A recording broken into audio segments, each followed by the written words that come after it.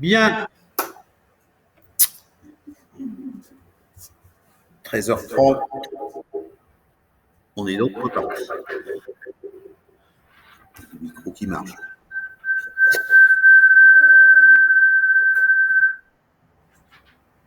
Le problème, c'est que je les entends pas aussi. Alors, Zoé.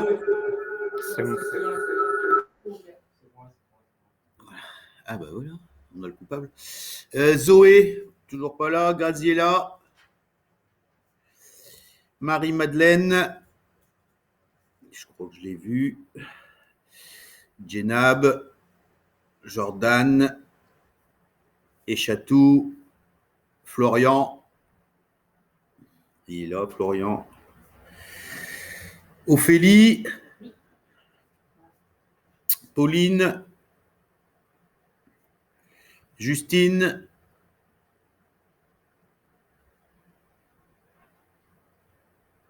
Justine, ok. Romain, il est là. Tatiana. Emeline. Chloé. Tiffany. Ok. Marion.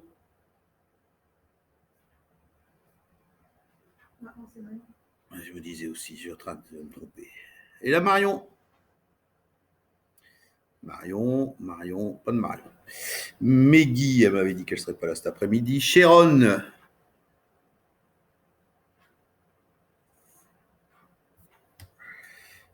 Elfad, il est là.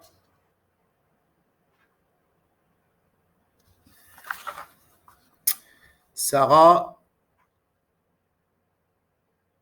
Oui, j'avais vu Justine. Sarah, elle est là. Manon, elle est là. Élise. Elle est là. Mélissa.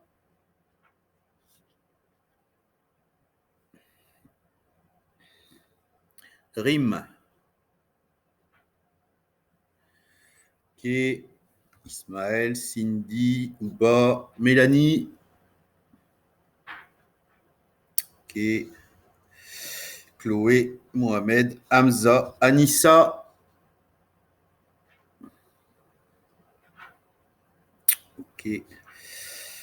Marie-Reine, Hugo, Johanna et Kadim. Ok. Allez, c'est parti. On va parler de la provision pour congé payé. Qu'est-ce que c'est que cette bébête? Est-ce que quelqu'un... Marion, elle me dit qu'elle est là. Bah oui, je vous ai appelé, Marion. Je vous ai appelé. Est-ce que quelqu'un a déjà entendu parler de la provision pour congé payé? Non, Justine n'en a pas entendu parler. Marie-Madeleine non plus. Ophélie. Personne n'a entendu parler de cette provision pour congé payé. Ok, ça fait partie des choses qu'on vous demandera certainement dans tout service RH. Vous le savez, les entreprises clôturent leurs comptes une fois par an, la plupart du temps au 31 décembre. Et on sait que, en fait, l'indemnité de congé payé, elle est due aux salariés. Chaque mois, vous avez un qui a droit qui correspond à un montant. Ce montant, il est déjà à vous. Si demain vous démissionnez, cet argent va vous être versé. Donc cet argent, il est bien dans les comptes de l'entreprise. En fait, elle vous le doit déjà.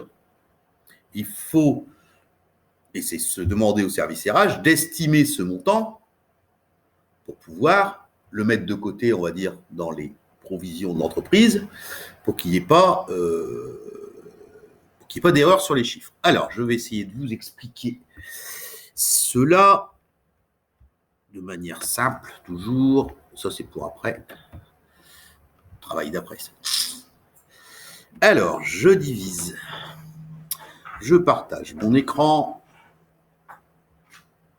Fenêtre. OK. Alors, pour faire simple, une entreprise, elle gagne de l'argent via son chiffre d'affaires. Imaginons que cette entreprise, sur l'année, elle a fait 2 400 000 euros de chiffre d'affaires.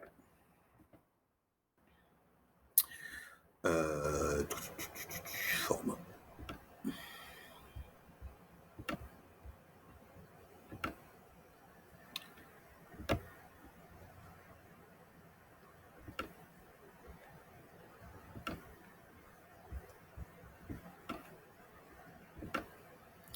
Voilà. Elle a dépensé, qu'est-ce qu'elle a pu dépenser? Quelles sont les dépenses auxquelles doit faire face une entreprise? Hein? Ou de manière plus générale. Plus générale. Oui. Le loyer, par exemple. Le loyer,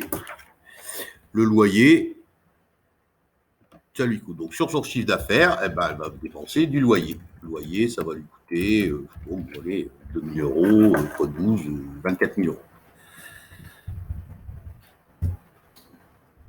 Ensuite, vous avez dit l'informatique, toutes ces choses-là, on va dire. Les factures diverses, l'électricité, toutes ces choses. Factures diverses, l'entretien, 10 000 euros. Après, qu'est-ce qu'elle a encore dépensé dans l'année? Vous voyez ça. La rémunération des salariés. On va dire qu'elle a, 50 personnes à 2 000 euros de moyenne, fois 12 et fois 1,45 pour les charges. Donc 50 fois 2000 fois 12 fois 1,45. 1 740 000. Ouh, ça fait mal. C'est logique, c'est à peu près ça.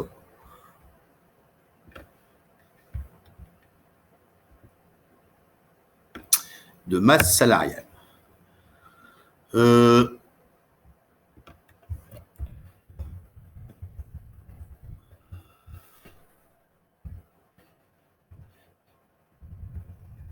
première, si elle construit une entreprise qui fabrique des chaises, ou bien qu'elle achète du tissu, du bois ou du métal pour faire ses chaises. Donc elle va dépenser 450 000 euros pour gagner 2 400 000.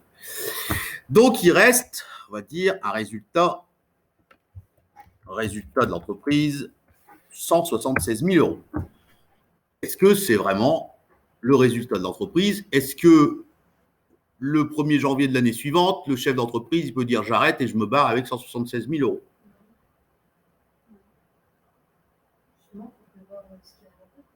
Il faut prévoir, alors pas ce qui arrive après. Ce qui arrive après, effectivement, c'est de la prévision.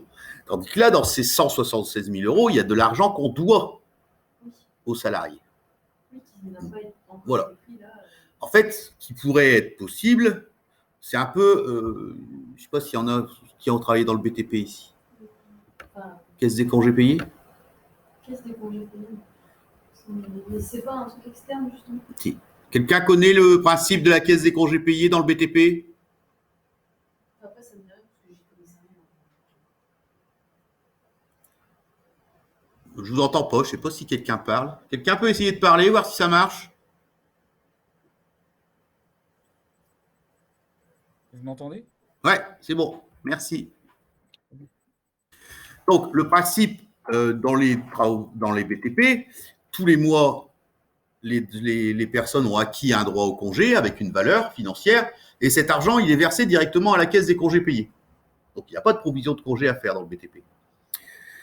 Et s'ils partent en congé, bah, c'est cette caisse qui va reverser aux salariés. Par contre, dans les autres entreprises, donc dans la plupart des entreprises, cet argent qui est dû aux salariés, il est toujours dans les comptes. Mais en fait, il est déjà dû.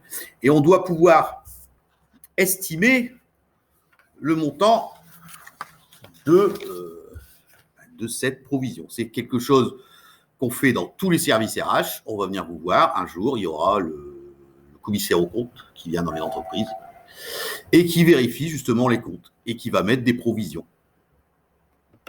Alors, on va avoir le salarié numéro 1 qui a donc un salaire brut de 2 000 euros on va prendre en compte deux types de congés. Ce problème des congés, c'est que ça s'arrête au 31 mai. Donc, on sait que dans ceux qui doit prendre, il avait donc acquis sur l'année précédente, donc année N-1, je vais le mettre au-dessus. Il avait acquis 30 jours, il en a pris 24, il lui en reste donc 6. Non, c'est pas là. 30, il en a pris 24, il reste 6. Qui ça, c'est sur l'exercice jusqu'au 31 mai. Et ensuite, dans l'année en cours au niveau congé, l'année N, qui n'est pas censé en avoir pris sur ça. Sauf si c'est par anticipation, mais comme il lui en reste de l'année dernière, il n'y a pas de raison d'en avoir pris par anticipation. Combien il en a acquis, là? On est au 31 décembre. Si.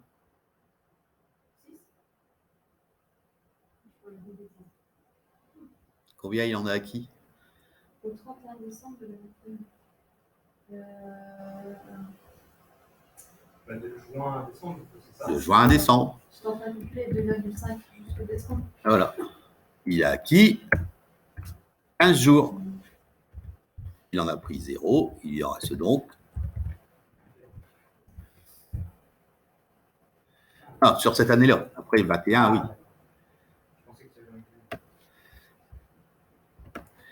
Donc, son droit à congé au 31 décembre sera donc effectivement de 15 plus 6. C'est bien des choses qui ont une valeur financière et qui, si la personne, elle démissionne par exemple le 2 janvier, on va lui verser. Donc, cet argent, il n'a plus à être dans les comptes de l'entreprise. Donc, comment on va valoriser ça?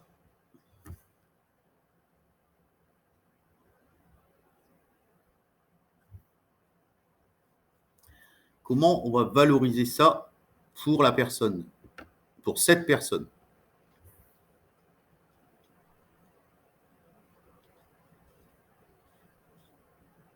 Ça représente à peu près, hein, on est dans de l'à peu près, mais malgré tout, on va essayer d'être. Non, ça c'est dans les comptes, dans la comptabilité de l'entreprise. Le comptable veut un chiffre qui s'appelle la provision congé payé pour pouvoir le mettre dans les comptes de l'entreprise. En fait, on va venir mettre en moins de 176 000 parce que c'est de l'argent qu'on doit, même si on ne l'a pas encore payé. Donc, du coup, il faudrait faire un calcul du droit au congé payé par rapport à la rémunération des salariés. Voilà. Là, on sait qu'il a un droit à 21, on sait qu'il a un salaire de 2000. Si on prend sur la technique du maintien de salaire, ou aujourd'hui se contenter sur la technique du maintien de salaire, il faudrait pouvoir, sinon, pouvoir calculer en N-1 et en N en ayant tous les salaires de la personne depuis 1 an et demi. Là, c'est plus pour montrer à tout le monde ce que c'est. Demain, on vient vous voir, vous êtes dans un service, vous êtes embauché, vous allez à un entretien de recrutement, on vous dit provision congé payé, vous savez ce que c'est? Bah oui, j'en ai fait un petit peu en cours, je sais ce qu'il faut faire. Voilà. Après, de toute façon, d'aller chercher les outils, vous allez le faire dans l'entreprise, mais au moins de savoir de quoi on parle. Donc là, on va partir sur le salaire brut. 2000 divisé par 26 et par 21. Parce qu'il lui reste 21 droits. Il a aujourd'hui 21 jours. Donc, approximativement, mais ça c'est suffisant, hein, c'est de la provision, donc c'est pas de la perfection. Mais approximativement, on doit à cette personne 1 615 € brut.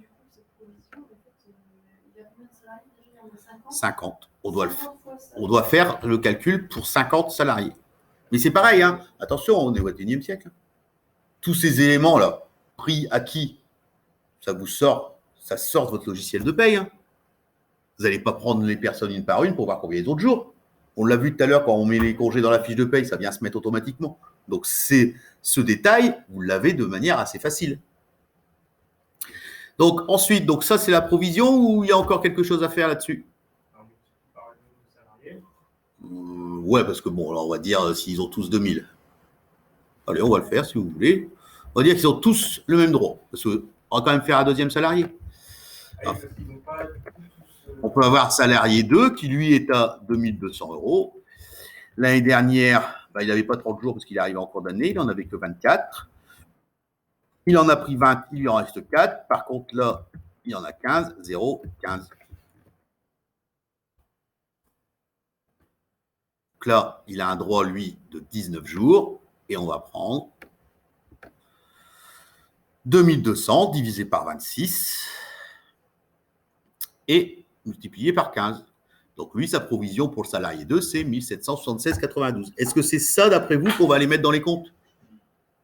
Là, ça multiplie Par par pourquoi 21? L4, je crois, a pris la même formule que N3. Non, F3, F4, F3, 21. Ah oui, d'accord, ok. Bien joué. 19. Ensuite, donc là, je fais ça pour mes 50 salariés. On additionne. Disons qu'on a 50 lignes, on fait le total. Voilà. Est-ce que c'est le montant de ma provision? Ce serait 3 000 pour les 2 salariés. Hein? Ce serait 3 000 pour les 2 salariés. Pour 2 salariés, oui. Et est-ce que c'est le montant de ma provision que je vais aller mettre dans mes comptes?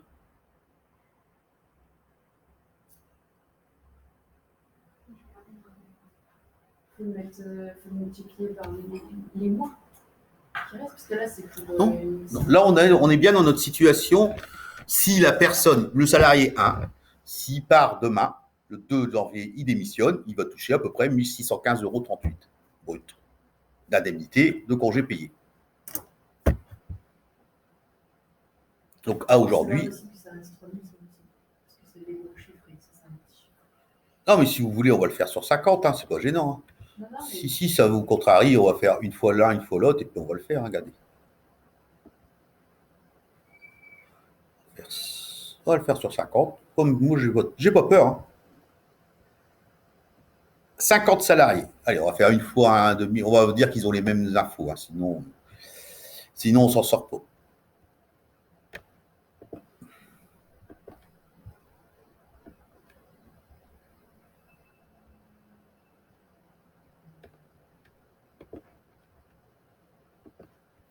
Voilà.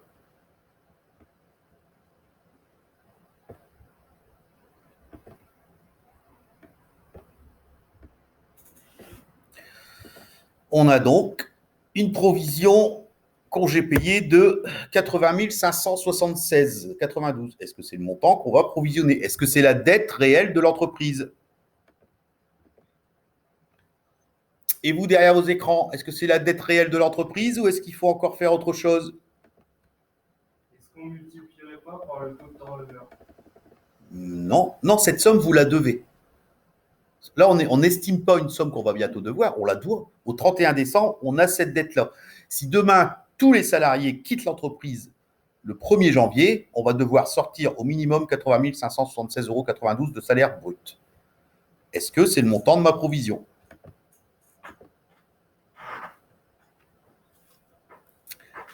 Je pourrais vous aider, mais je fais exprès d'insister. Ce que je veux, c'est que vous ayez les réflexes qui vous viennent. C'est logique.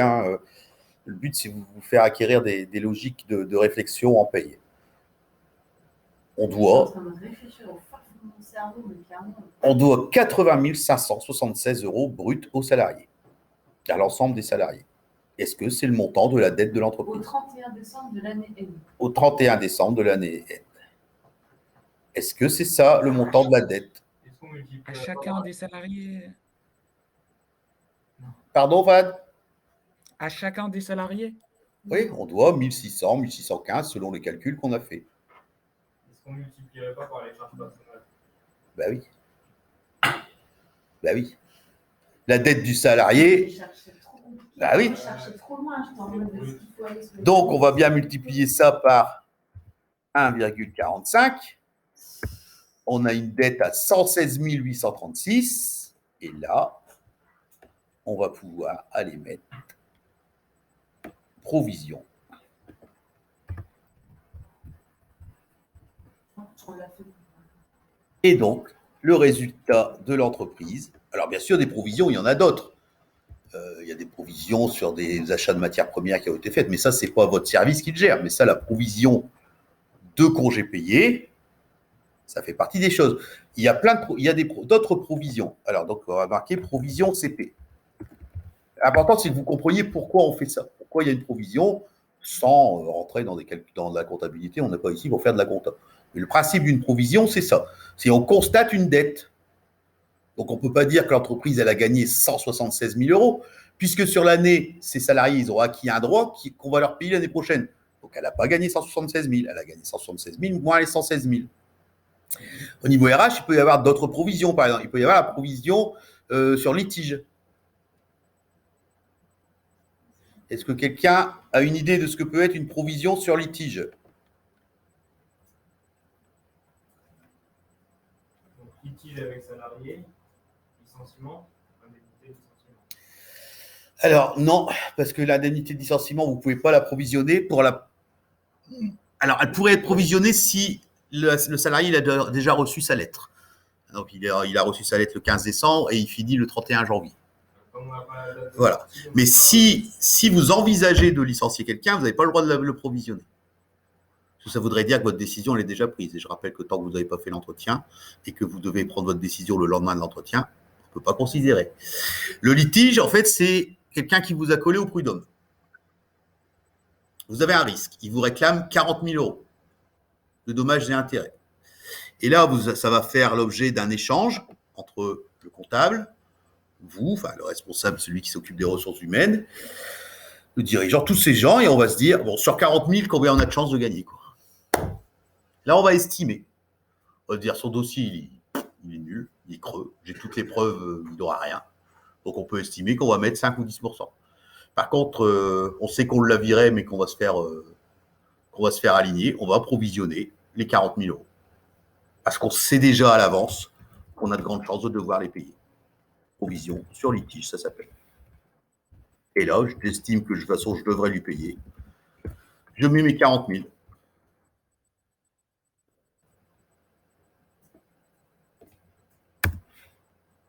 Et vous voyez, pour un résultat qui était à 176, des provisions dans l'entreprise, il y en a plein. Mais là, ce que je voulais vous montrer, c'est le principe de la provision. En fait, c'est constater un paiement à l'avance, en fait. Au 31 décembre, on sait déjà que sur l'argent qu'on a gagné cette année, on va devoir payer ça dans les semaines, dans les mois à venir. Donc, on le provisionne, on le met de côté. Parce que sinon, ça fausse les comptes de l'entreprise. Sachant que les entreprises payent des impôts sur les résultats. Et l'entreprise, elle vient payer ses impôts sur les 19 000. Donc, vous voyez aussi l'intérêt de bien provisionner. Parce que si vous ne provisionnez pas, elle va payer les impôts sur 176 000. Alors qu'elle devra quand même sortir ces 116 000, ces 40 000 après. Donc, ce ne serait pas logique. Est-ce que tout le monde a bien compris ce principe, cette généralité sur la provision, histoire de faire en sorte que la fois où vous entendrez parler de ça, vous ne tombiez pas des nues? C'est bon pour tout le monde là?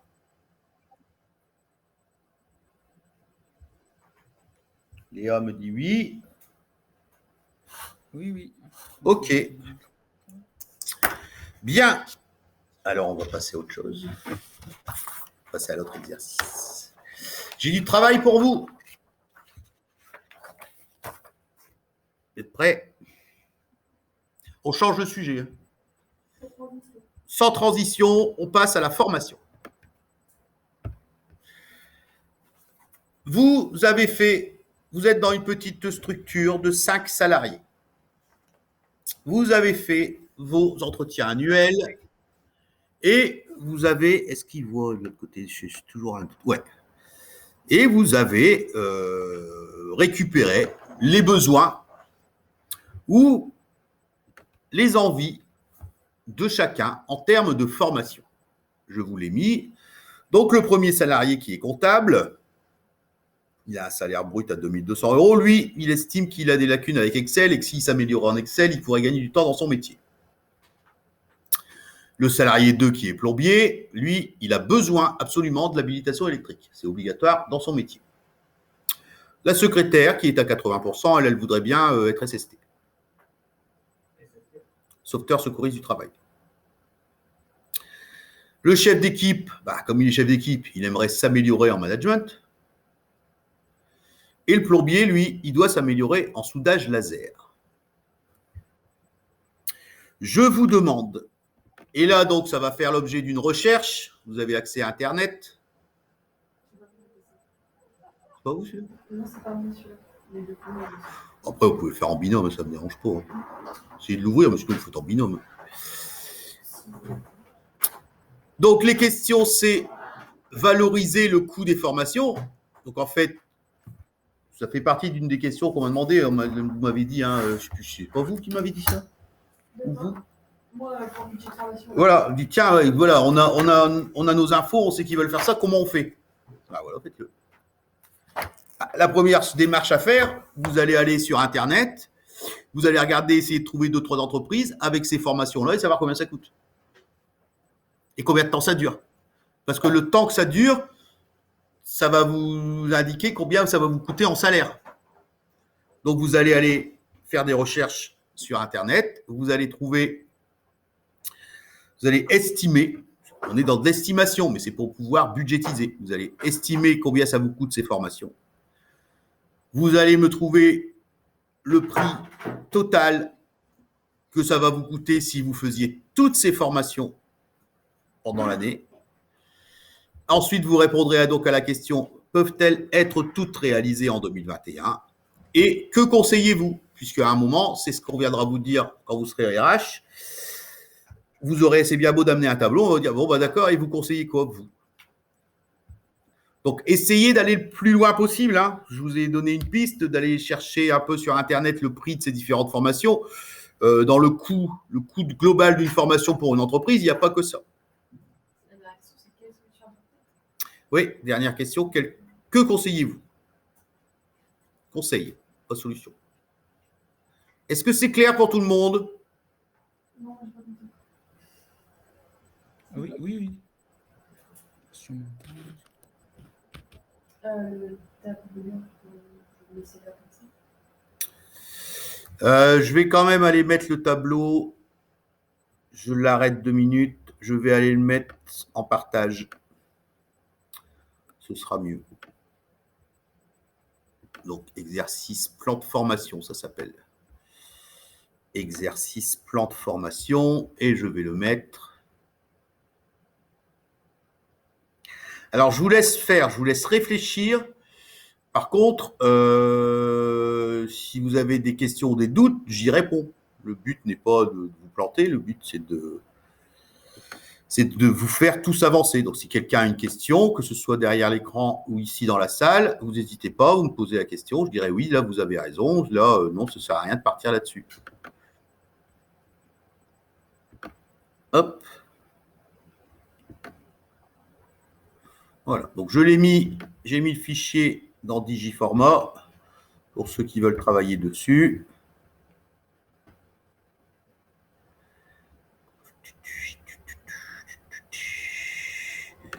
Et je le remets à l'écran.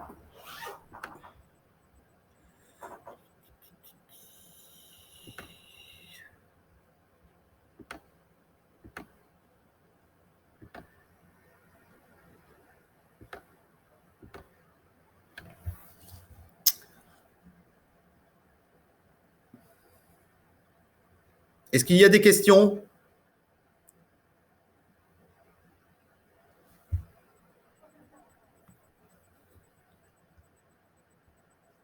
Pas de questions. Alors c'est parti.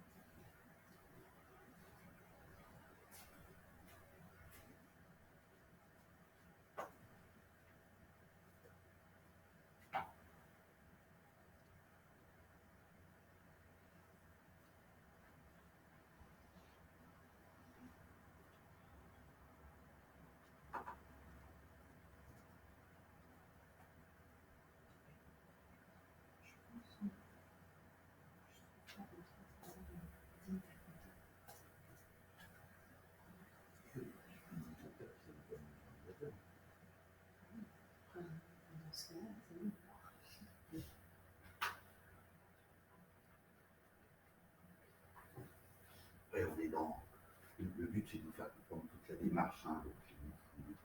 Donc, vous trouvez un truc, c'est bon. Je ne vais pas aller regarder la qualité. L'important, là, sur l'exercice, c'est bien de trouver un montant à peu près. Hein. Je ne suis pas exigeant sur est-ce que c'est exactement la bonne formation. Ce n'est pas ça qui est intéressant. Ce que je vais vous apprendre par là, c'est la démarche qu'il faut faire pour aller jusqu'au bout et pouvoir établir un budget. Donc, voilà. Il n'y a que pour le prix de la SST, je sais exactement combien ça vaut puisque j'en fais.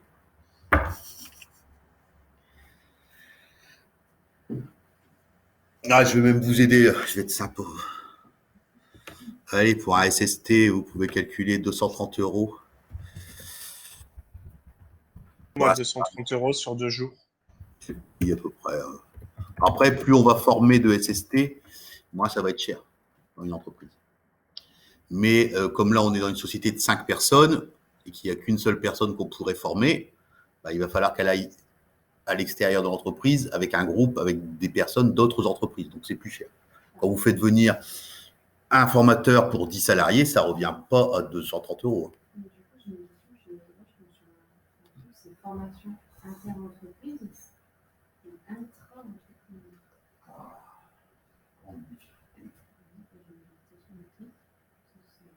Oh, je me souviens. Un jour de stage à Station, et là, j'ai 400 € par jour.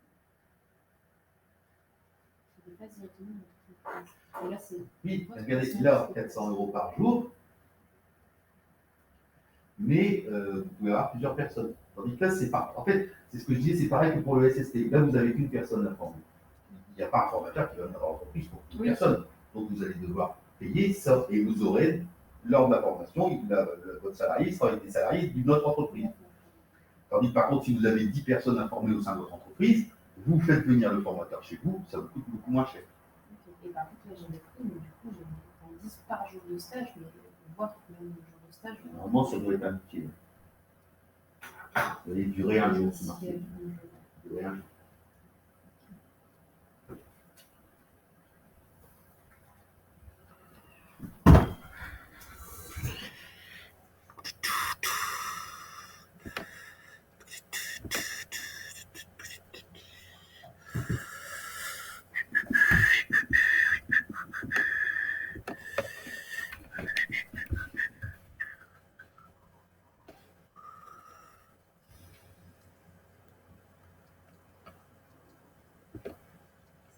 Vous avez dit 130, c'est ça 200.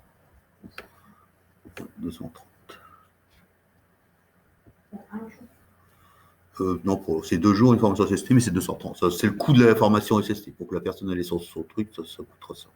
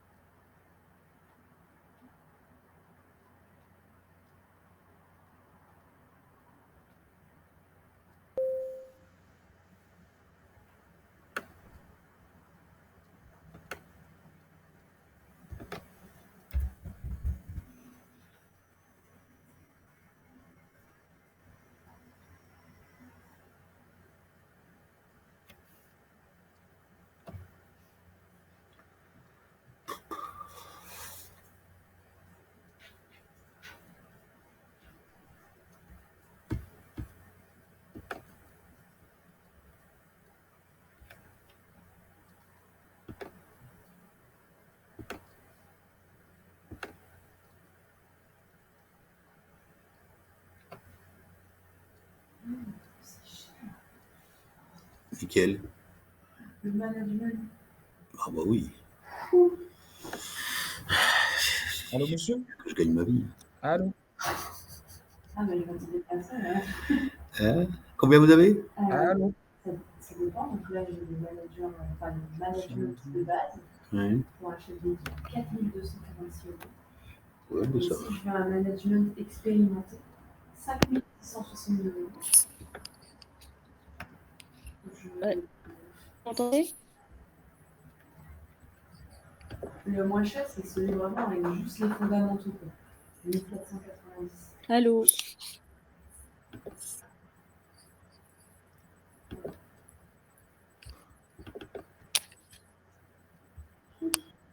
Et lui, il veut juste s'améliorer en management.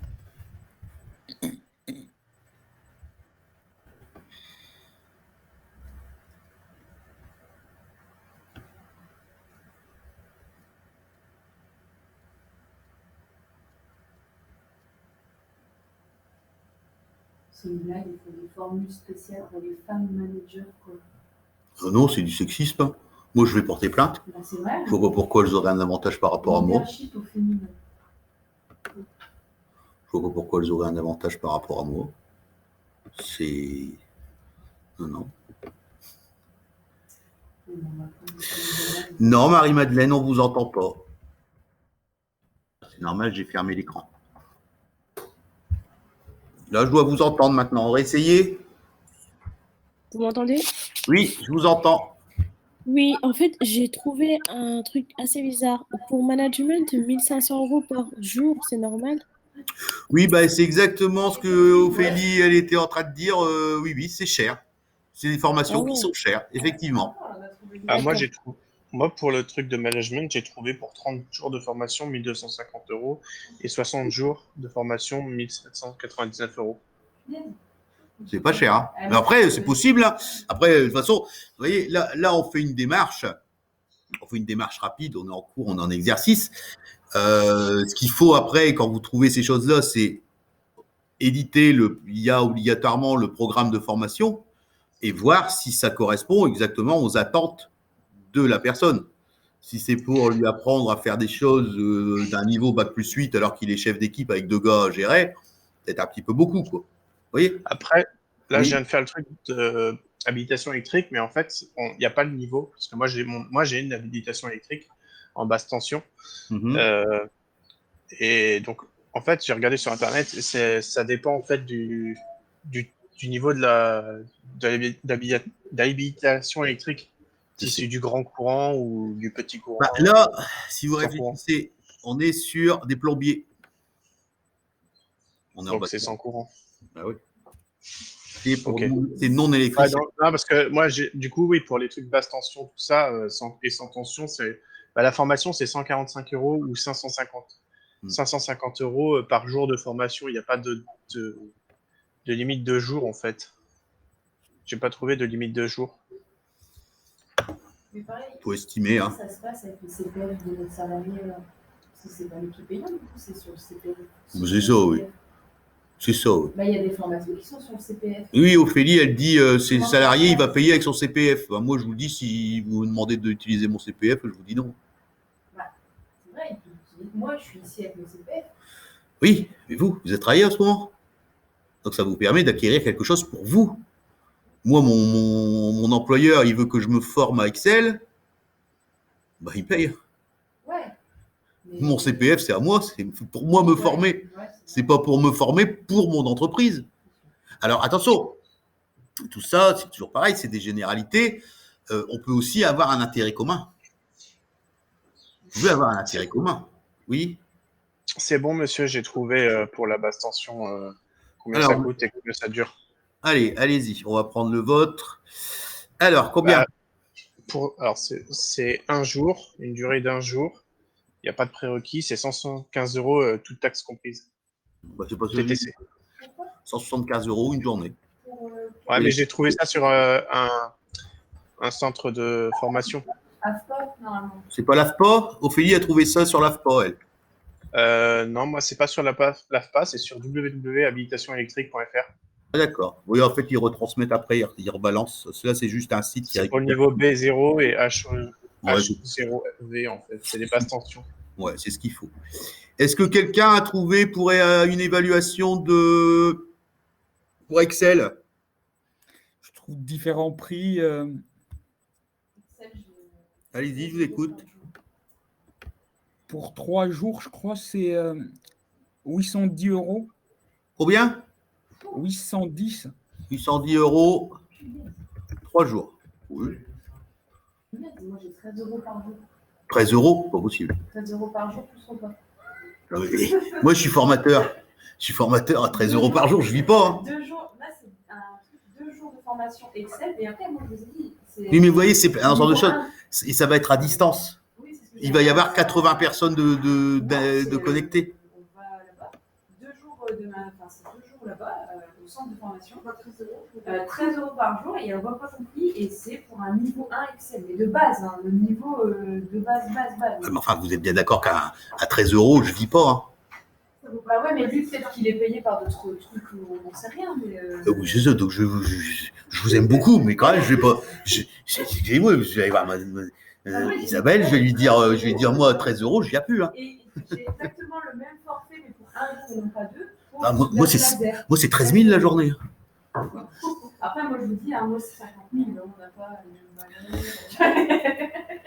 Justine, vos 450, c'est pour quelle formation? Formation Excel aussi? Non, je vous jure, moi, j'ai payé 13 euros par jour. Ok, et combien de jours? C'est pas cher. Ça revient pas cher à l'entreprise. Non, ça revient pas cher. Au moins, on fait des économies. Combien de jours, Justine, s'il vous plaît? Vous l'avez pas vu? Je vais refaire mon recherche. D'accord. Est-ce que quelqu'un a trouvé un tarif et un nombre de jours pour s'améliorer en management? Et c'est très cher. Moi, je fais 1500 euros hors taxe. 4246 euros pour 2 jours. Et par intervention, 2500 euros. J'aime bien celui de Tiffany. Tiffany, elle a trouvé 4470 pour 28 heures. 4470 euros pour donc 4 jours en fait. Hein. Pour 4 jours. De toute façon, le but, c'est de faire un exercice. Hein, mais déjà, ça vous montre. Vous voyez l'intérêt quand demain vous êtes en entreprise, vous devez préparer ce plan de formation. Ben, vous devez trouver la bonne formation. Vous savez, s'il y a des formations à 100 euros, à 500 et à 2000, il doit bien y avoir des différences dedans. Ah oui, donc il faut vraiment. Si admettons, il n'y a que 2 centres qui font ça au milieu de la France et que nous, on est dans le Nord. Voilà, donc il faut vraiment trouver la formation qui va correspondre aux besoins de votre salarié. Bon, après, le SST, c'est partout le même programme. Mais sinon, Excel, tout le monde peut faire formateur Excel. Hein. Moi, je peux faire formateur Excel. Hein. Oui, mais c'est pas une formule aussi, alors je sais pas si c'est bon. Mais diviser le bénéfice attendu de l'action de formation par son coût. Monsieur, Oui, je vous écoute. j'avais une question par rapport à la seconde question. Là. Peuvent-elles être réalisées en 2021? Ouais. Cette question ne dépend pas de ce que l'entreprise aussi a à offrir. Bien sûr, oui. La question, elle a l'air fermée comme ça, mais effectivement, la réponse, elle est très ouverte. Ça va dépendre dans l'envie de l'entreprise. Après, il y aura oui mais ou non mais. Mais effectivement, vous avez raison, c'est plus ouvert que ça. Marie-Madeleine, vos 1500, c'est pour quoi? 1500 pour un jour? C'est aussi pour le management? Oui. Ok. Et est-ce que quelqu'un a trouvé pour le soudage laser? 13 euros par jour.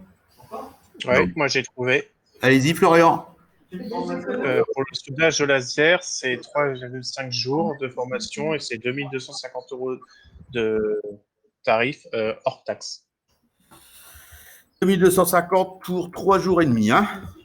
Ouais, hors taxe. Ok.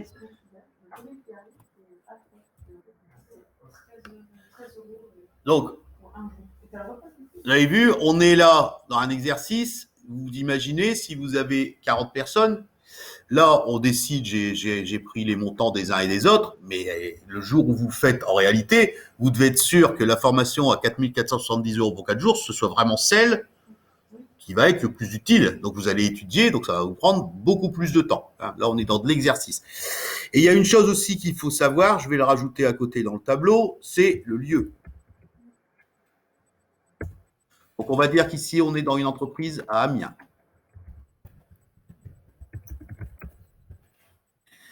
On va dire que Excel, ça se fait dans un organisme à Amiens.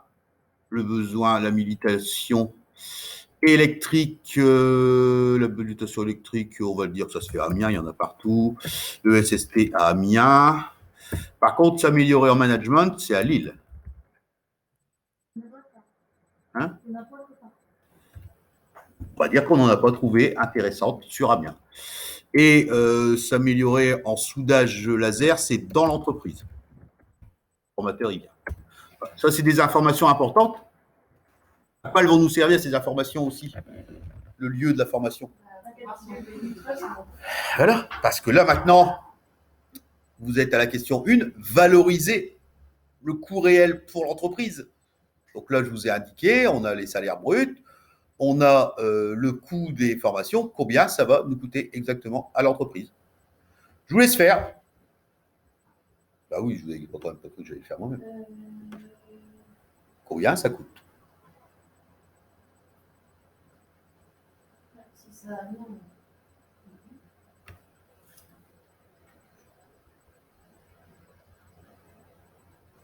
Le coût total pour l'entreprise. Quelle sera la facture finale pour l'entreprise? Vous prenez les chiffres du tableau, oui, on va pas inventer. Après, si vous mettez si vous devez calculer les déplacements, vous pouvez me dire, allez, pour Lille, c'est 3 jours, j'en sais rien, 4 jours, donner une indemnité de déplacement à 60 €, ou vous pouvez m'estimer, il faudra payer 3 nuits d'hôtel à autant, vous voyez. L'important, c'est c'est la démarche qui m'intéresse. Je ne vais pas vous arrêter sur un chiffre, je m'en fous du chiffre. C'est la démarche qui m'intéresse.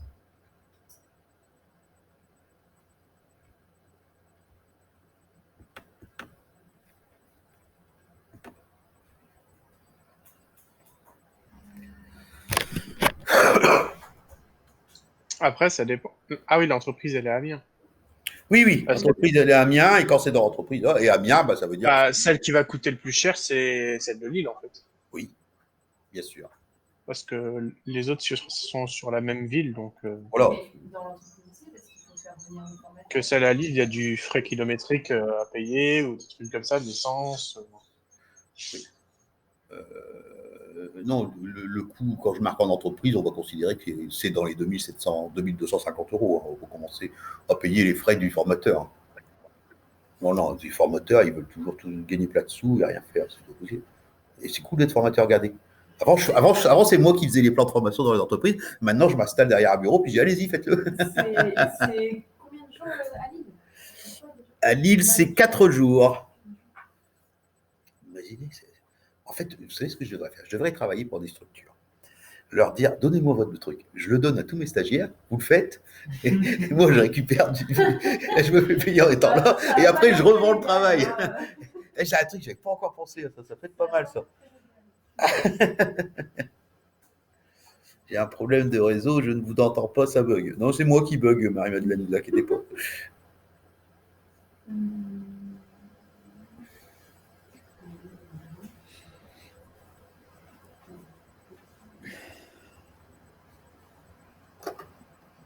Elle a combien de celle de Lille? Lille, c'est 4470 pour 4 jours. Et bien sûr, je rappelle qu'en ressources humaines, il y a certaines notions qui sont toujours les mêmes. Donc, il y a certaines erreurs que je n'ai pas envie de voir ou d'oubli. Sinon, je me fâche. Du coup, on doit calculer tout, là. Vous devez me dire, vous devez me chiffrer le plan de formation pour l'année de cette entreprise. Ah ouais, moi j'étais partie sur un autre truc. Moi j'étais partie sur combien ça allait me coûter avec les déplacements. Chaque formation.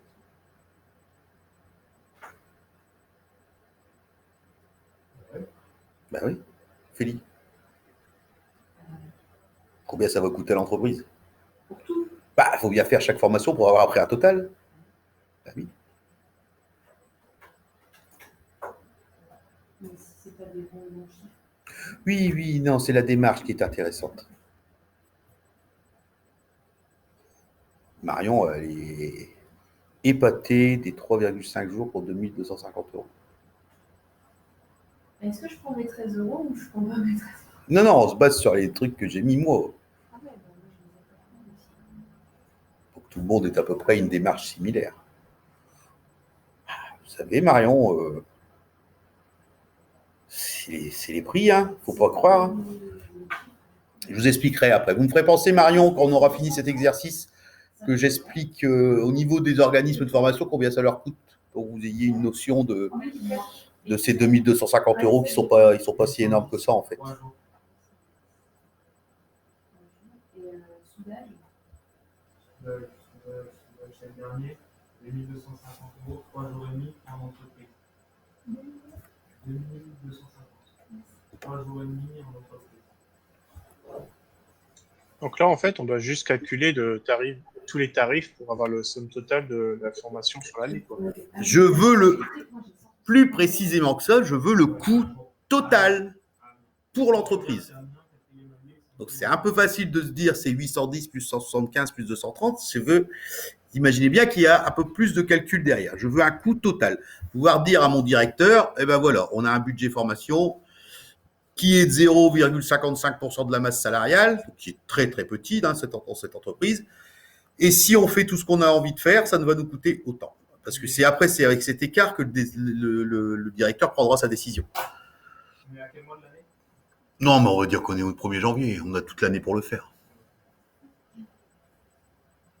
En général, oui, ça se fait. On fait les entretiens en septembre-octobre et on prépare son plan de formation pour cette année pour 2022. Donc, et on se dit, on le fera entre le 1er janvier et le 31 décembre. Je vais faire la calculette comme ça.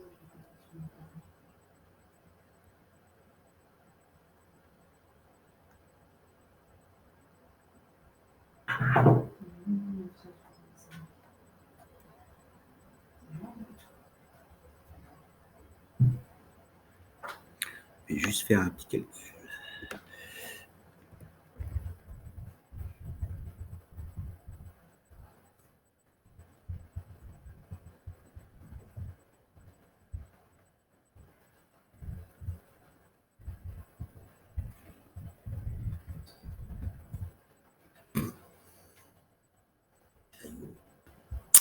C'est rigolo.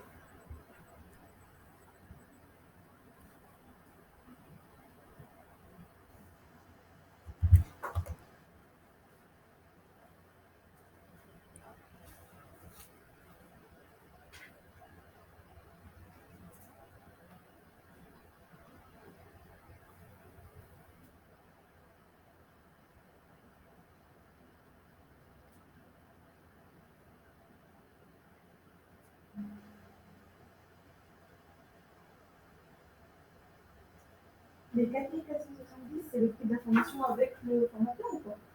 Oui. Imaginez que vous soyez là en formation, mais sans moi. C'est beaucoup moins sympa. Non, mais des fois, le formateur, il soit... Ah ben non, c'est le prix de la formation avec le formateur, bien sûr. Vous choisissez avec ou sans formateur? On va se former sans, hein, c'est mieux. 4470 pour regarder un Japon. C'est facile, hein. Le coût de l'année.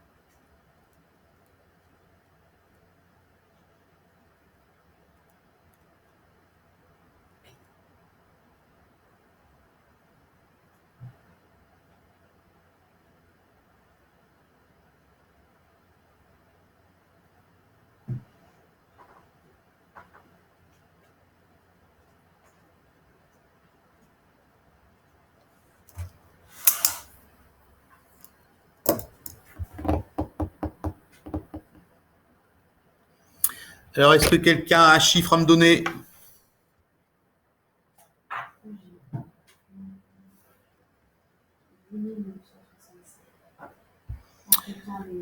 L'hébergement et les frais de déplacement. Alors, j'ai un 8965. Est-ce que quelqu'un a un autre chiffre à me donner?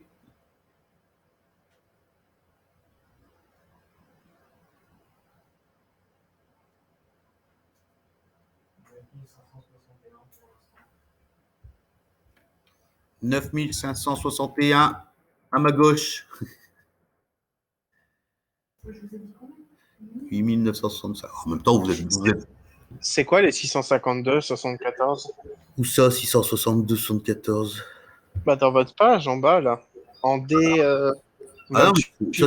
ça, pour l'instant, c'est à moi, ça. C'est à moi, vous n'êtes même pas censé le voir, normalement. Bah, moi, les trucs, là, 9800, ça, c'est brut, le brut. Après, les 118 680, ça, c'est sur l'année. Par contre, je comprends pas d'où vient le 652, en fait. Je vous l'expliquerai après. Mais c'est bien de l'avoir vu, Florian. Ah, moi, j'ai pas fait sur l'année, hein. Moi, j'ai fait. Après, à partir de là, après, je suis bloqué, en fait. Moi, j'ai calculé après le tarif. J'ai additionné tous les tarifs. Et j'ai fait. Après, je sais pas si le coût, c'est le salaire brut sur l'année plus le coût de formation. Et donc, c'est ça que vous voulez qu'on trouve. Non, cherchez pas avec ces chiffres-là, vous n'étiez pas censé les voir. Je pensais qu'on ne les voyait pas, que dans le partage. Ce sera après, ça. Alors, est-ce que quelqu'un a chiffré la totalité du coût de ces... J'ai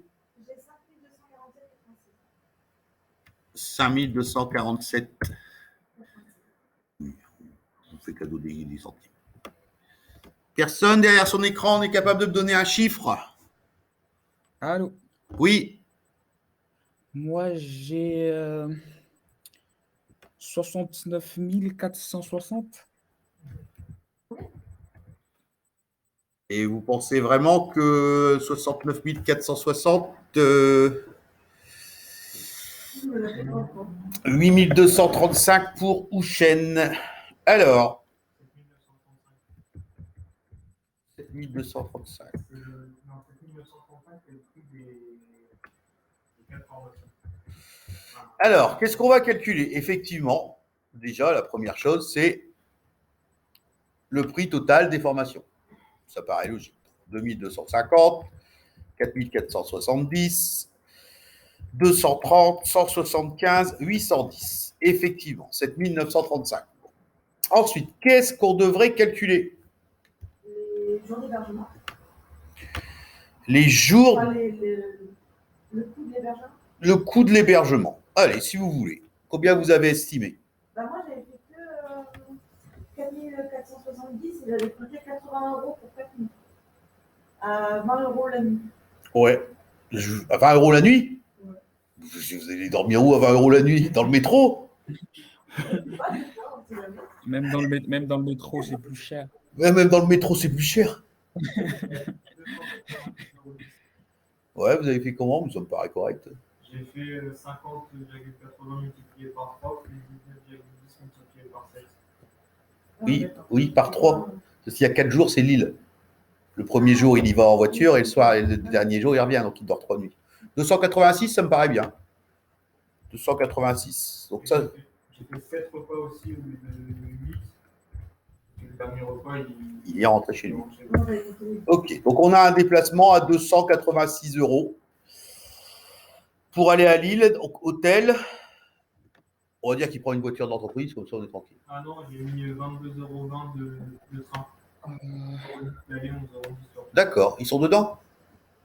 Non, j'ai mis à part. Donc, on rajoute donc 11 €, vous avez 22 en plus? 22,20 €. Moi, j'ai compté 28 €. Ah ouais, c'est l'important, ça paraît correct. Quoi. Ça va nous coûter à peu près 300 € de déplacement, ça paraît correct. Bon, Amiens, on va dire que c'est 0, hein, c'est bon, hein, ils ne vont pas nous embêter. Hein. 0, 0, et puis si c'est en entreprise, c'est encore plus 0. Ensuite, qu'est-ce que ça va encore nous coûter? La rémunération des salariés. La rémunération des salariés. Donc, la REM, comme à aujourd'hui, vous ne savez pas sur quel mois vous allez faire cette formation, on va le faire sur 51h67, puisque de toute façon, on est dans de l'estimation. Donc, le premier, on a un salaire à 2200 euros, divisé par 151,67 et multiplié par 21 heures, 3 jours. 304,60. Le deuxième, on a un salaire à 1700 divisé par 151,67, c'est une journée, donc 7 heures. Voilà. Là, on a 1440. Il y a un petit piège sur la troisième, vous l'avez vu, Romain? Ah, 50%. Voilà. Donc, plus 1400, donc 80%, ça nous fait 35 fois 0,8.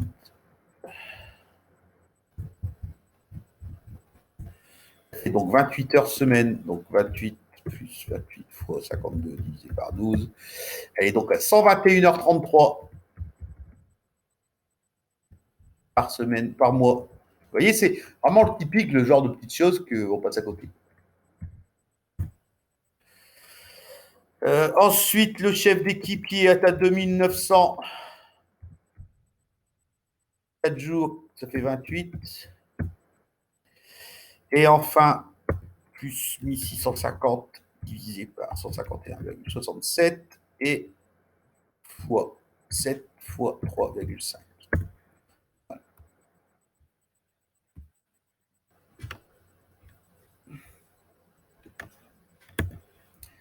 Est-ce que ce montant de 1268 est l'information qu'il nous faut? Vous avez trouvé combien pour la secrétaire? 83,008 pour sa journée. Vous avez divisé par combien? 132, 28. 121,33. Pour le temps partiel, c'est divisé par combien? Alors, comme elle est à 80%, je vais vous le refaire. Je le refais là à l'écran. Attendez, hop, je remets mon écran. Parce que j'étais en train de taper en même temps, j'ai pas le temps de voir tout. Donc, elle est à 80%. Donc, je prends 80% de 35 heures. Donc, 35 fois 0,8. Elle fait donc 28 heures semaine, d'accord? Donc, 28 fois 52 semaines sur une année fois 52 divisé par 12. Elle a donc 121h33 D'accord. par mois. Multiplié par 14. Oui. La première, par contre, celle du dessus, je trouve pas le même résultat que vous. Laquelle? À 78,45 là. Ouais. Bah, 1700 divisé par 151 Ah heures. oui, c'est le nombre d'heures. Je suis con. Ah ouais, oui, je suis con. Non, mais je mettais le nombre de jours en fait. C'est pour ça que je trouve que la même chose. Ah oui, là, je trouve mieux. C'est mieux. Vous avez multiplié par 1 ou par 2? Ah ouais, le secrétaire, j'ai oublié deuxième jour, je crois. Vous avez raison. Fois 2. La secrétaire, c'est 2 jours, hein, cette formation. C'est 166 euros. Ouais, c'est bon. Alors, mais moi, c'est juste je m'étais trompé, je mettais le nombre de jours de formation et pas le nombre d'heures de formation. alors, est-ce que le 1351,13, ça nous satisfait? Et là, vous êtes censé me dire Les charges patronales. les charges patronales qu'on n'oublie jamais puisqu'on parle en rémunération brute. Donc, le quoi? Qu'est-ce que vous appelez les frais annexes? Bah ici, ils sont là 300. Non, moi, je vous parlais là. Est-ce que les 1351, c'est bien le montant salarial? Donc, on multiplie le montant salarial par 1,45 pour prendre en compte les charges patronales. On a donc un cumul de rémunération de 1 959,14 €. On a pour l'instant donc 7 935 des factures d'organismes de formation, 308 € de déplacement, 1 959 € de salaire. Donc ça, c'est les organismes, les factures pour les organismes. Là, c'est les déplacements. Et là, c'est les salaires chargés.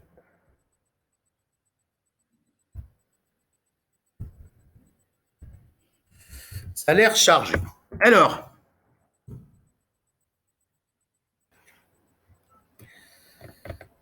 est-ce qu'il y a encore des choses qu'on peut rajouter?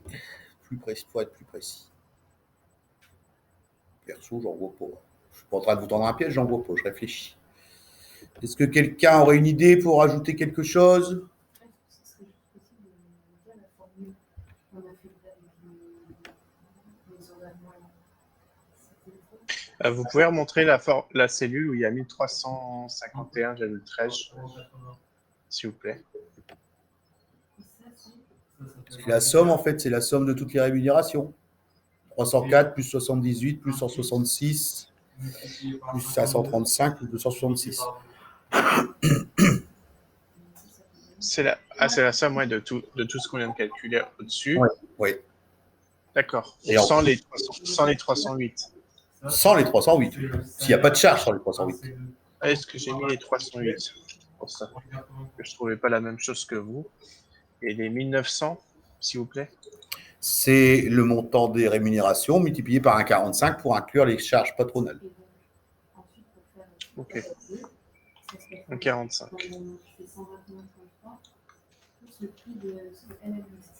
En gros, non. En fait, ce qu'on a fait, c'est qu'on a déterminé le taux horaire de chacun. Et du coup, on l'a multiplié par le nombre d'heures qui sont présents en formation parce qu'ils doivent être rémunérés comme dans l'entreprise. Donc, du coup, on a pris 121,3 pour déterminer le taux horaire de la secrétaire à 80%. Alors, qui va me le trouver? Et donc, tu fais 121,3 fois les 2 jours de formation. En fait, tu as 121,33. Donc, du coup, tu prends 1440 que tu divises par 121,33. Ça te donne 11,86 et après, tu multiplies par 14 le nombre d'heures qu'elle va passer en formation. Les 10 202 euros là, que j'ai mis en jaune, donc le total des coûts pour l'organisme, plus les frais de déplacement, plus les salaires chargés, est-ce que c'est le montant que je dois aller présenter à mon chef d'entreprise en lui disant voilà ce que va coûter les formations? Ou est-ce qu'il y a autre chose? Un peu dessus. Romain, il se dit de toute façon, s'il pose la question, c'est qu'il doit y avoir un nom quelque part. Donc, il est censé être.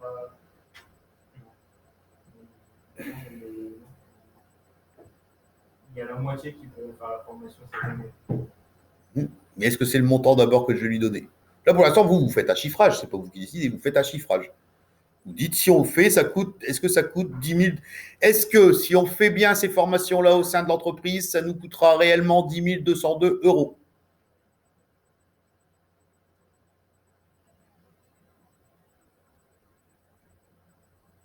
D'après vous?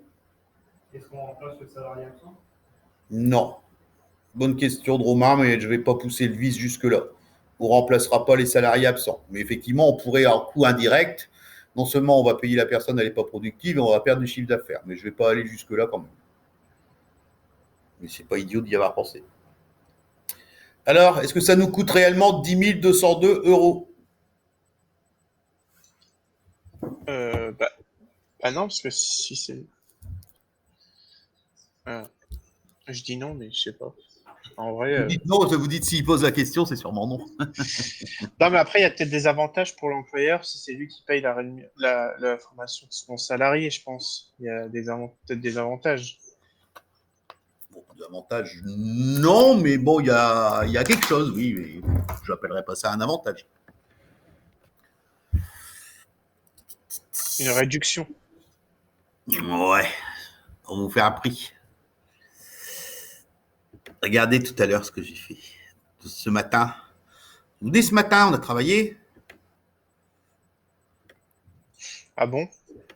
Oui, enfin, moi. J'avais compris. Là, c'est pas ça que j'ai fait. C'est celui de ce matin, ça, ou c'est celui d'hier? Ah bah, je sais plus où il est celui de ce matin.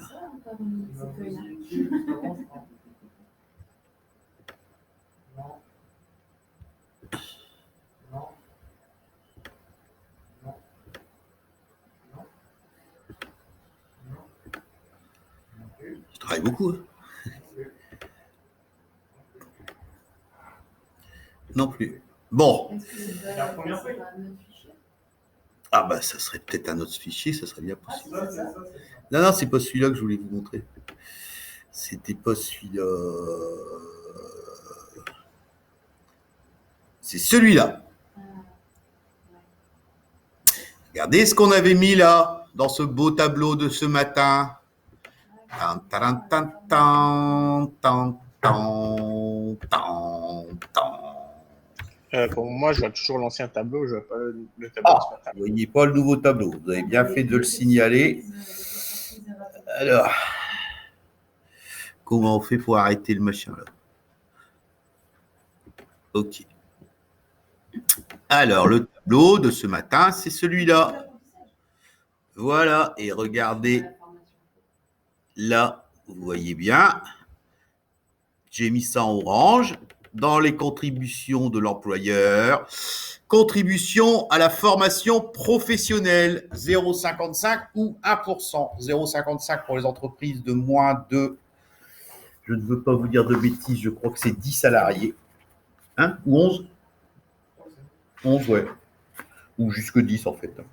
Mais ouais, c'est jusque 10 salariés, 0,55. Donc là, dans le cadre de cette entreprise qu'on a pris en exemple, cet employeur cotise tous les mois une cotisation de 0,55% au titre de la formation professionnelle. Ça lui donne droit à quoi?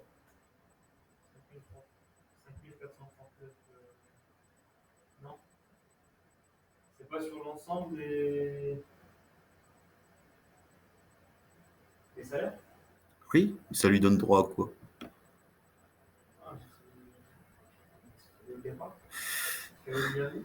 Donc Florian, pour répondre à vos questions de tout à l'heure, Oui. sur mon tableau, là, sur l'autre tableau, vous m'avez demandé à quoi ça correspond ces 682 € là. Oui, je sais pas d'où ça vient. Eh ben, Ça vient de là. Eh bien, ça vient de là. Voilà ce que j'ai Mais calculé. comment on fait Quel est le calcul pour obtenir ce résultat? Alors, j'ai calculé, en fait, combien l'entreprise, elle a cotisé à cette cotisation de 0,55%. Donc, j'ai fait simple, hein, j'ai fait le total des salaires, 2002 plus 1700 plus 1440 plus 2009 plus 1650. J'ai multiplié ça par 12 mois et j'ai calculé 55%, 0,55% sur cette masse salariale. J'ai donc l'entreprise à cotiser au titre de la formation professionnelle 652 €. À quoi vont servir ces 652 €? Dans la formation. Dans la formation. Donc déjà, on peut être sûr. Moins 652, ça voilà, fait... moins 652. Ça, on peut être sûr que cette somme-là, on peut être sûr qu'on va la récupérer. Au final, on payera que 9 549 €. Au final, on paiera 9 550. Ah, vous avez arrondi. 10 202 moins 652, ça fait 9 550. Non. Ah oui, j'ai arrondi à 652, oui, puis j'ai pris 652 sur le 4. Donc, le coût à aujourd'hui qu'on pourrait annoncer à notre employeur, c'est 9 550.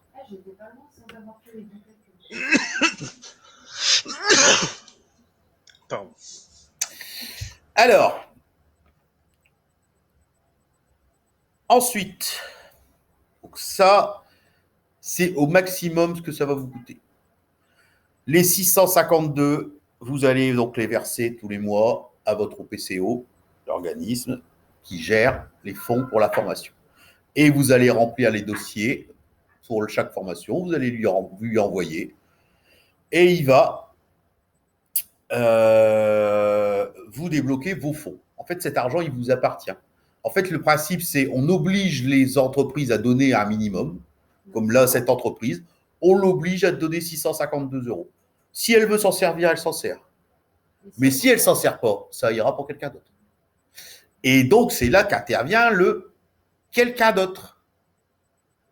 Les fonds mutualisés.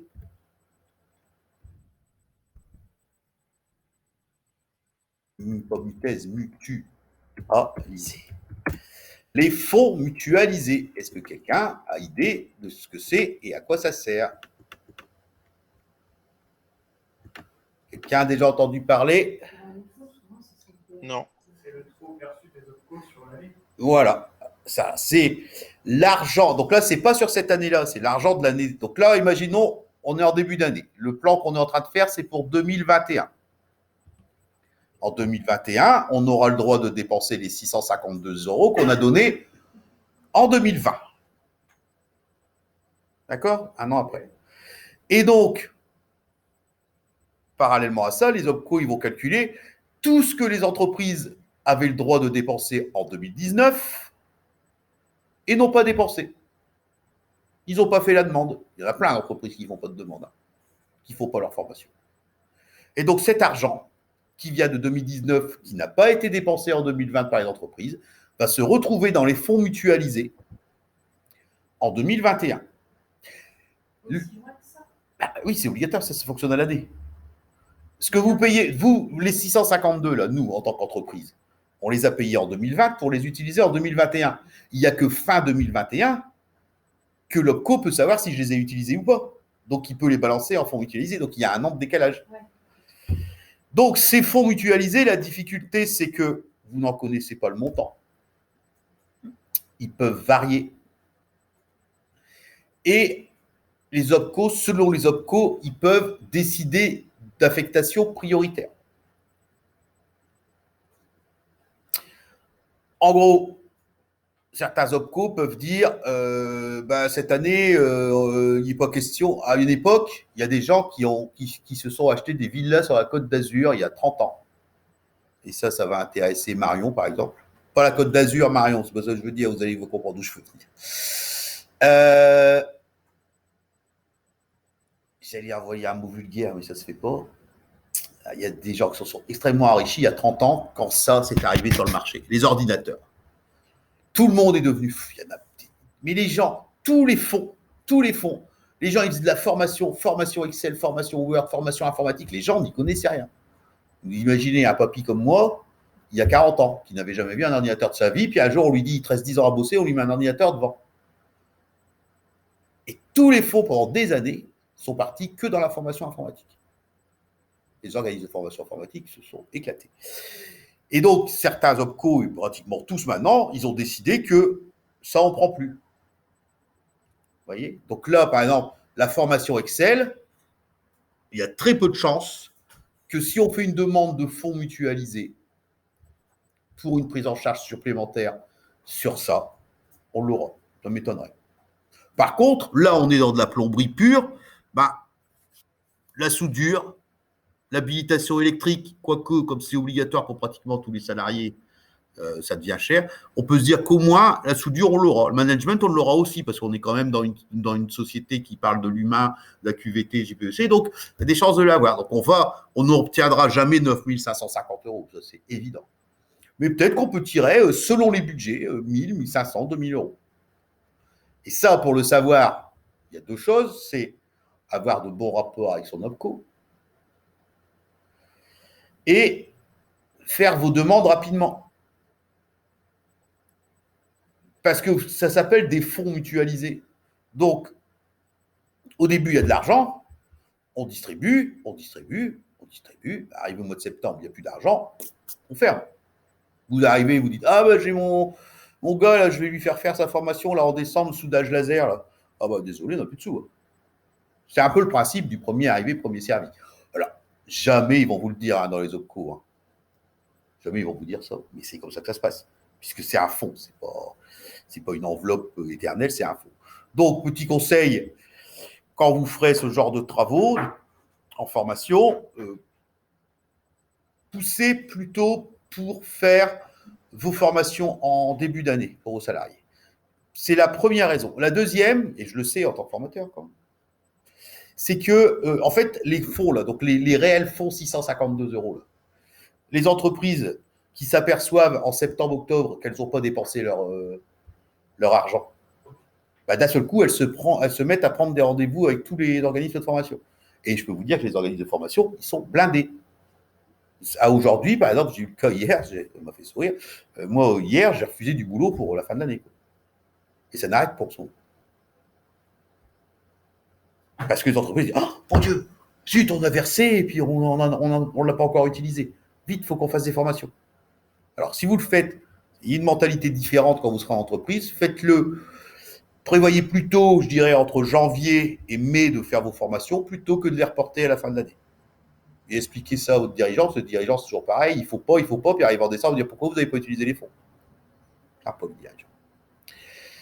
Est-ce que c'est plus clair pour vous, ces notions de comment on crée un plan de formation, qu'est-ce qu'on met dedans, voilà, c'est de l'estimation, mais il faut que ce soit le plus près possible, et qu'est-ce que ça peut rapporter. C'est plus clair? Florian, il dit oui. Les autres, c'est bon pour vous? Ouais. Ok. Tiffany, elle me dit oui. Rapprochez-vous. Alors, on l'a déjà dit, je l'ai déjà dit, hein, les OPCO, tous ces trucs, c'est assez lourd, je le sais. Ça vaut le coup au début de se pencher, ça vaut le coup de créer, si vous avez une moindre petite fibre commerciale, de créer de bons contacts avec ces gens-là.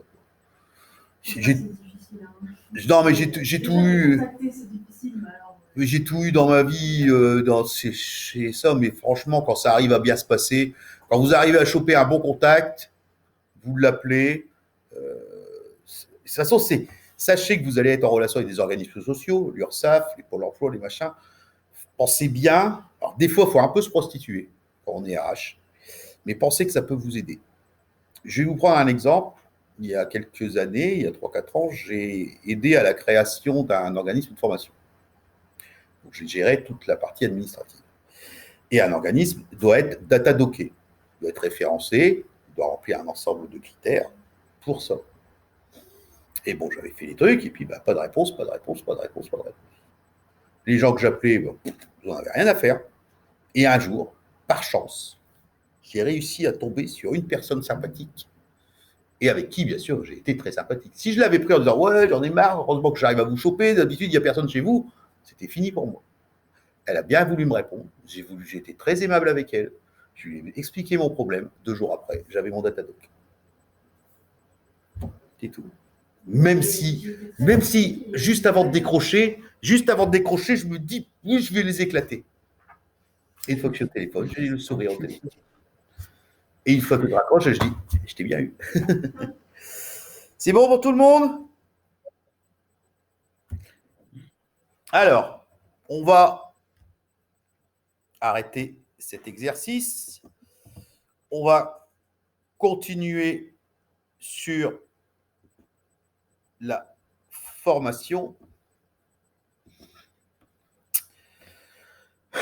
Donc, là, vous avez vu, on était donc début 2021, on a fait notre plan de formation pour 2021. Finalement, l'employeur, il y a beaucoup de sous, donc il a décidé de tout payer. On a donc fait les 5 formations. Mais à la fin, vous, en tant qu'entreprise, il va être intéressant d'évaluer la formation. Parce qu'il a été gentil, votre chef d'entreprise, il a été gentil, il a claqué 9 000 euros, 9 500 euros, mais c'est bien pour avoir quelque chose. Il faut que ça apporte un plus à l'entreprise. Donc, petit rappel, la formation, c'est obligatoire en entreprise, la formation professionnelle. Donc, en découle que de cette obligation la mise en place d'un plan de formation, même si en théorie, il n'y a pas une règle légale qui explique vous devez avoir un plan de formation. Mais ça paraît logique puisqu'on doit faire de la formation.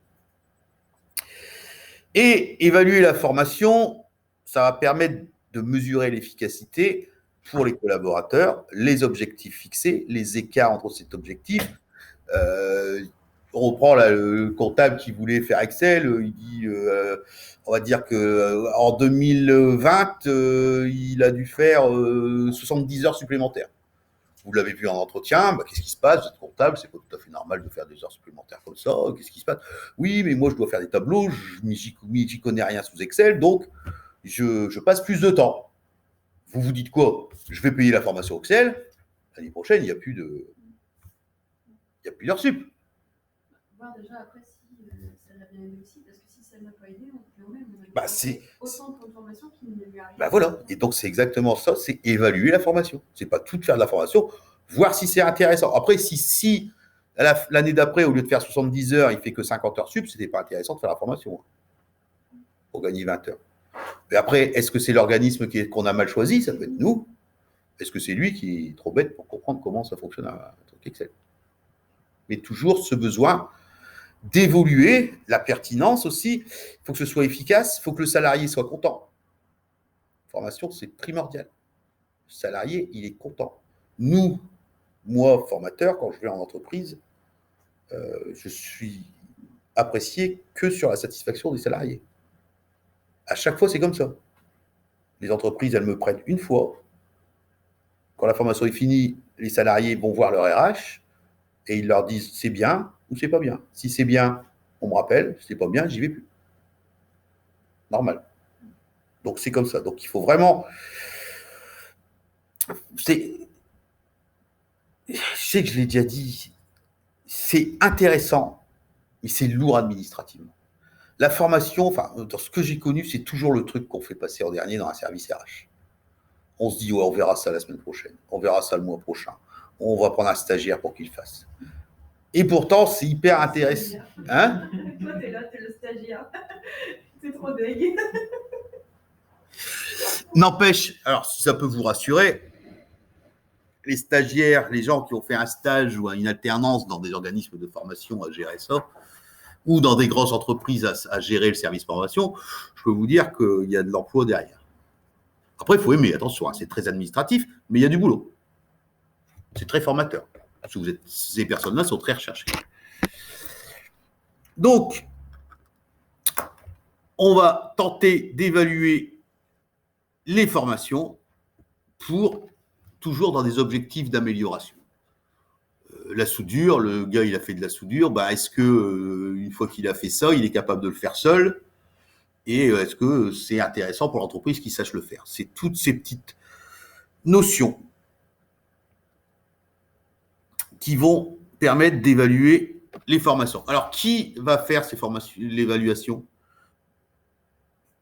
C'est l'entreprise qui vous dit, c'est vous, entreprise, qui allez estimer, ou c'est l'organisme de formation qui va vous dire, qui doit vous dire, bah lui, on l'a formé au soudage, c'était quoi, laser, et maintenant il est bon en soudage laser. Qui doit vous faire l'évaluation? On doit avoir un compte rendu de l'organisme de formation qui va nous parler de la sécurité du candidat, etc., de ses résultats. Et nous aussi, après, on doit avoir l'impact sur le poste du salarié. Voilà, parce que c'est bien, c'est tout à fait ça. Il y a bien deux choses. Il a réussi sa formation. On lui a fait faire un test en formation. Et le feedback. Voilà. Mais vous, derrière, après, oui, on va y venir après. Mais vous, en tant qu'entreprise, est-ce que ça a été intéressant pour l'entreprise?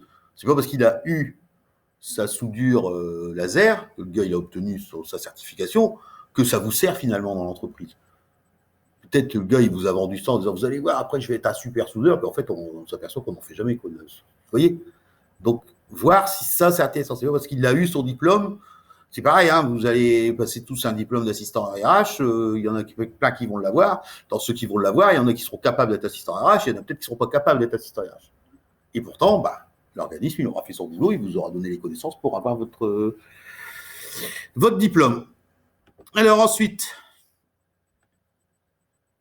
comment on va évaluer? Il va falloir définir, c'est un peu comme on parlait ce midi là, sur le recrutement, vous allez définir un cadre de vos évaluations.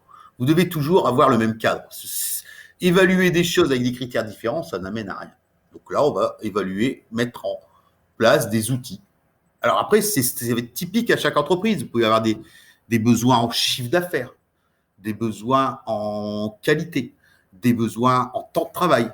Vous allez mettre dans les critères les besoins de votre entreprise pour pouvoir évoluer. Tout à l'heure, je prenais Excel.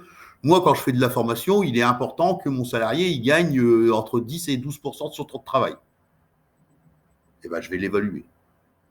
Est-ce qu'entre l'année dernière et cette année, il a gagné 10-12% de temps de travail? Sinon, ça ne vaut pas le coup. Est-ce qu'il en a gagné le plus? S'il en a gagné plus, est-ce que je ne peux pas être plus exigeant?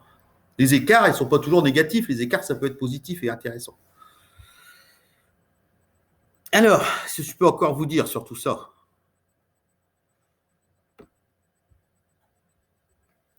Donc, avant la formation, vous allez vous renseigner sur cette formation. Je l'ai dit, vous allez voir les programmes, vous allez voir si ça correspond aux attentes de vos salariés. Vous savez quelle formation il va faire, est-ce qu'on en attend. La formation va se faire et vous allez faire une évaluation à chaud des connaissances et ensuite une évaluation à froid des compétences. Qu'est-ce que c'est une évaluation des connaissances à chaud? C'est quand tu viens de finir la formation? Donc, on me dit pas très longtemps après que ce se soit passé. Le problème, c'est que quand je ferme, je n'entends pas les gens s'ils parlent. Quelqu'un sait ce qu'est une évaluation à chaud des compétences? Oui, quand tu viens de finir la formation. Oui. Donc, dès la fin de la formation, alors dès la fin, pas le soir ou peut-être pas obligatoirement le lendemain, mais vraiment dans un délai très court. Dans un délai très court, on revalide avec votre salarié. Bon, Gérard, on va l'appeler Gérard le comptable. J'aime bien Gérard. Je n'ai pas de Gérard dans ma famille, mais j'aime bien. Gérard le comptable, alors ça t'a plu cette formation-là? Ouais. Alors, normalement, tu étais capable de gagner 10 à 15% du temps de travail. Tu m'avais dit que tu voulais apprendre un peu à gérer les tableaux croisés dynamiques et à savoir faire des formules. Est-ce que c'est vraiment ça qui t'ont appris? Est-ce que tu te sens mieux? Ah ouais, c'était super génial. Le prof, il était super sympa. J'ai appris plein de trucs. Je me sens au top. Apparemment, à chaud, la formation, c'était nickel. Et ensuite, on va voir l'évaluation. Donc là, attention, hein, les mots sont importants. J'ai fait l'évaluation des connaissances à chaud. Et maintenant, je vais faire une évaluation des compétences à froid. C'est quoi la différence? Au repos.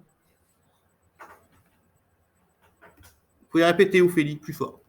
Je ne sais pas si vous m'entendez, mais je ne vais pas finir non plus. Ouais. Connaissance, c'est théorique et compétence, c'est pratique. Voilà. Vous avez entendu, Ophélie?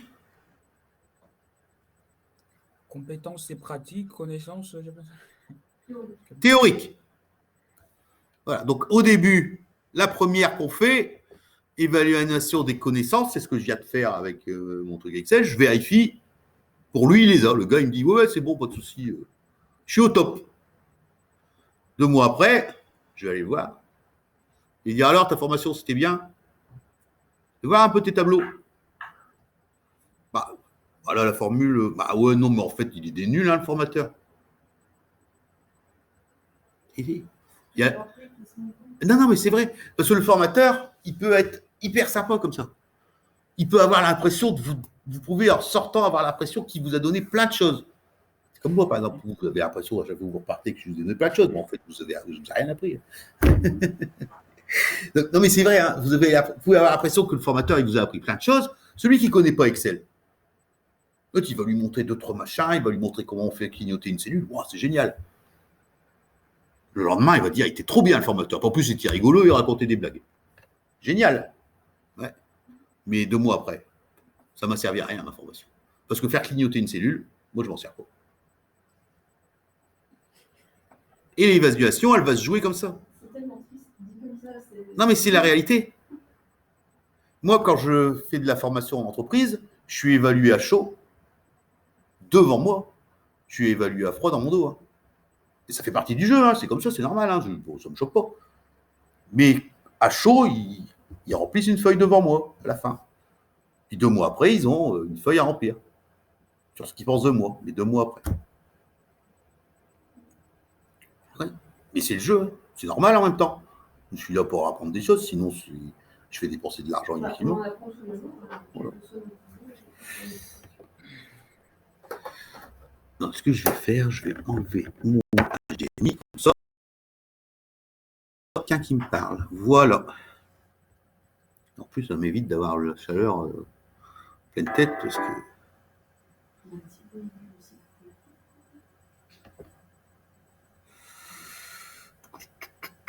Vous m'entendez? Oui, je vous entends. Est-ce que après, donc dans la pratique, l'employeur voit que le salarié n'a pas d'amélioration, est-ce qu'on peut arriver jusqu'à lui demander de rembourser une partie de la formation? De rembourser? Enfin, si, je ne sais pas, le salarié n'a pas été très sérieux durant cette formation, il ne met pas en place ce qu'il a vu en formation, est-ce que ça peut avoir des conséquences plus tard? Alors, non. Alors, oui et non. Oui et non. En tout cas, non. C'est très trop simple d'aller dire au gars, bah, comme tu es nul, bah, tu me rembourses la formation. Non, ça, les sanctions financières, c'est totalement interdit. Donc, ça, on ne fait pas. Ça, c'est sûr. Par contre, ça va faire l'objet d'un dialogue, d'un échange avec le salarié, puisque on l'a envoyé, il a préféré s'amuser pendant 2 jours en formation que d'apprendre. Après, il peut arriver que ce soit l'organisme de formation qui ait mal fait son taf. J'attends ça, je paye pour ça, la personne, vous lui donnez une habilitation pour ça, elle n'est pas capable. Là, ça va se jouer. Alors, on ne va jamais aller faire un procès pour ça. Pour 1 000 euros, rien que le fait de dire je veux faire un procès, ça vous coûte déjà 2 500 euros d'avocat. Donc vous n'allez pas le faire pour ça. Mais on est quand même, il y a des entreprises sérieuses, des autres moins sérieuses. Vous pouvez tomber sur un organisme qui est sérieux, qui tient à son image et avec qui vous allez pouvoir échanger. Il peut, par exemple, ça peut arriver, ce que je dis, c'est pas des paroles. Vous pouvez très bien avoir un organisme qui dit écoutez, peut-être, ou peut-être votre salarié, je peux vous renvoyer mon formateur une journée. Vous pouvez demander quelque chose, le faire constater. Après, si l'organisme il ne se bouge pas, il faut bien qu'il sache que la prochaine fois, vous n'irez pas vers lui. Que dès que vous pourrez parler avec vos collègues ou des amis d'un organisme de formation, vous ne parlerez pas du tout, vous lui direz surtout ne va pas là-bas. Donc il y a des choses à perdre à gagner. Mais non, au niveau du salarié, s'il n'en a pas foutu une ramée en formation, vous ne pouvez rien faire. Si ça répond à votre question.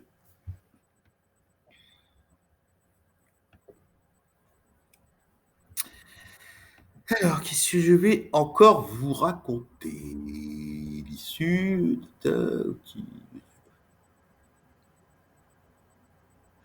L'impact professionnel.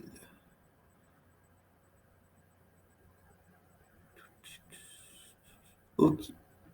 Avez-vous des questions par rapport à cela avant que l'on fasse la pause? Non. Non. Derrière vos écrans, des questions? Pas de questions, Tiffany? Non. Ok. Eh bien, écoutez, petite pause, il est 15h15, on se retrouve à 15h30. À tout à l'heure.